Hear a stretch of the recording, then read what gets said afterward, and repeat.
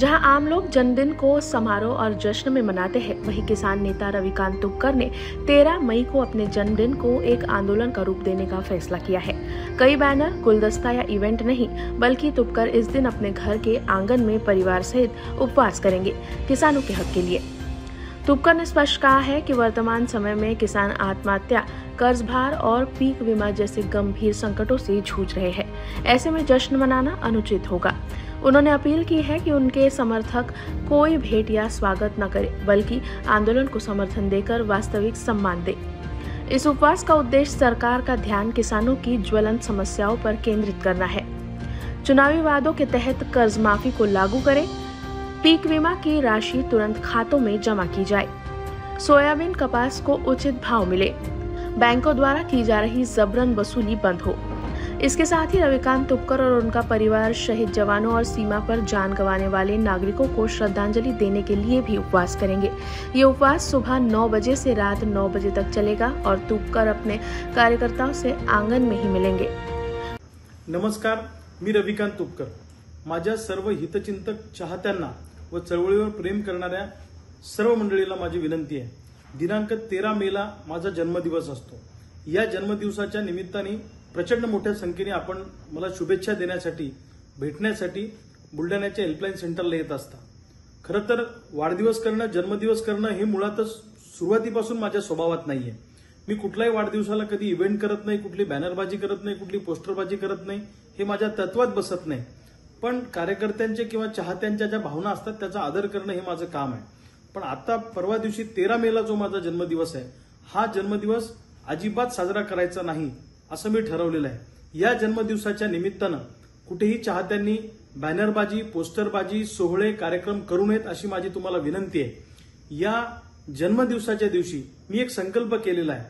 13 मे 2025 रोजी सकाळी 9 ते रात्री 9 पर्यंत मी माझ्या घराच्या अंगणामध्ये परिवारासहित उपोषण करणार आहे। त्याचं कारण असं आहे की पहलगामला जो दहशतवादी हल्ला झाला, यामध्ये 26 पर्यटकांना निरपराध असताना सुद्धा त्यांना आपले प्राण गमवावे लागले। दुसऱ्या बाजूला दिवसाला 10 शेतकरी आत्महत्या करतायत। शेतकरी कर्जाच्या ओझ्याखाली बुडालेला आहे। आत्महत्येच्या उंबरठ्यावर शेतकरी उभा आहे। पीक कर्ज द्यायला बँका तयार नाहीत। दुसऱ्या बाजूला बँका होल्ड लावतायत, वसुलीसाठी जबरदस्ती करतायत। पीक विम्याचा प्रश्न अजूनही प्रलंबित आहे। अनेक लोकांना पीक विमा मिळालेला नाही। कर्जमुक्तीचे आश्वासन सरकार पाळायला तयार नाही।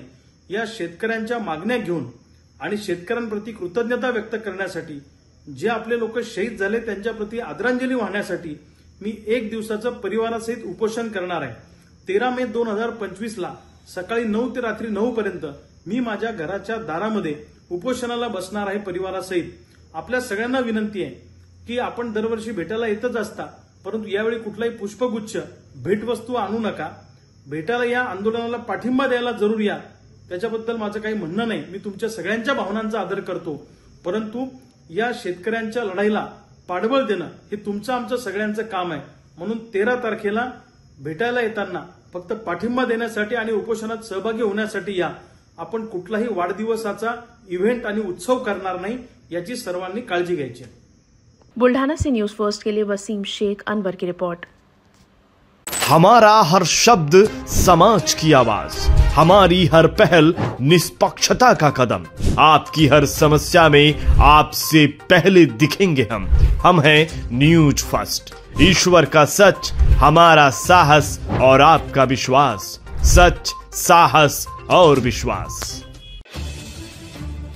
अगर आप ये वीडियो YouTube पर देख रहे हैं तो हमारे चैनल को सब्सक्राइब कर बेल आइकन दबाएं।